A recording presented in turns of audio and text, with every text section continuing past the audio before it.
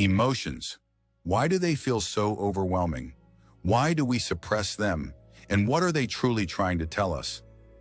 In this episode, we dive deep into the power and purpose of emotions, exploring how our brain predicts feelings and why reframing our relationship with them is essential for self-discovery. Whether joy or fear, emotions are messengers guiding us toward healing and authenticity. Tune in to uncover how to stop resisting emotions and start using them as your greatest allies. Emotions are like the tides, sometimes gentle, sometimes wild, always in motion. They arrive unannounced, painting our thoughts with colors we never chose and shaping the way we navigate the world. A single moment can be defined by the emotions attached to it. Joy illuminating a memory, sadness etching depth into our experiences, anger igniting our sense of justice. And yet we fight them. We push them away, suppress them, hoping that by ignoring them, they will fade. But emotions don't vanish. They wait. They whisper in quiet moments, echo in our hearts, manifest in our bodies, longing to be acknowledged. We measure the quality of our lives through the lens of our emotions. When we reflect on our past, we don't just recall events. We remember how we felt. Happiness, love, and fulfillment become markers of success, while pain and loss highlight our struggles. Why do emotions hold such power over us? Because they are tied to our fundamental human needs. The need for connection, for significance, for meaning, for safety, for growth. Every emotion we experience is a message about whether those needs are being met or neglected.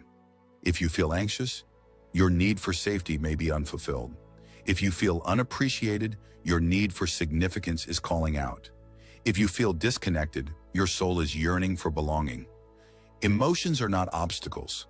They are signals, guiding us toward what is missing or abundant in our lives. They advocate for us. They are not enemies to be silenced, but allies leading us toward our true selves. When we learn to listen, we unlock the wisdom hidden within them. The science of emotions reveals something extraordinary. Our feelings are not just reactions to the world. They are predictions crafted by our brain. Neuroscientist Lisa Feldman Barrett explains that emotions are not hardwired responses but constructed experiences.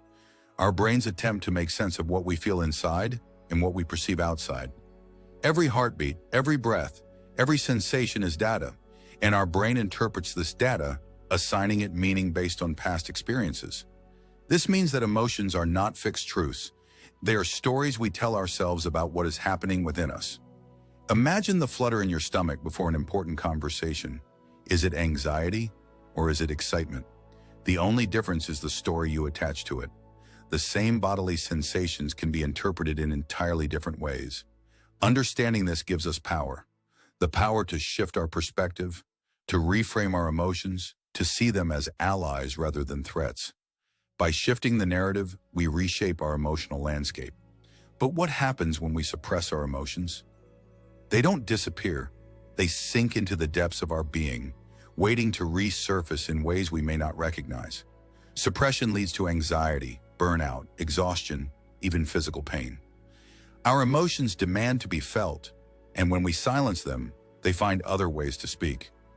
They show up in our relationships, in our habits, in the quiet moments when we are alone with our thoughts. They emerge as tension in our shoulders, as exhaustion in our bones, as a deep longing we cannot name. Many of us have been taught to dismiss our emotions. Perhaps we grew up in environments where feelings were minimized or ignored. Perhaps we were told to be strong, to push through, to not let emotions get in the way. Over time, we learned to treat ourselves the same way, to invalidate our own feelings, to dismiss our needs, to ignore the signals our body sends us. We become strangers to ourselves, disconnected from our own truth.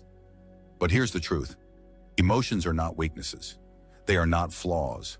They are invitations to heal, to grow, to understand ourselves more deeply. When we stop resisting and start listening, we open the door to transformation. So how do we shift our relationship with emotions? We start by welcoming them. When sadness visits, we ask, "What are you here to teach me?" When anger rises, we explore, "What boundary has been crossed?" When anxiety whispers, we pause, "What is my body trying to protect me from?" By embracing curiosity instead of resistance, we cultivate emotional intelligence, the ability to recognize, understand, and navigate our feelings with wisdom and grace. To deepen our connection with our emotions, we must give them space to exist. This means practicing stillness, allowing ourselves to feel without judgment. It means journaling our thoughts, expressing our emotions through movement, art, or conversation. It means learning the language of our inner world. Each emotion carries a story, a lesson, a truth waiting to be uncovered. When we create room for them, we begin to understand ourselves in ways we never have before. The next time you feel an emotion rise within you, remember, it is not something happening to you. It is something being created by you.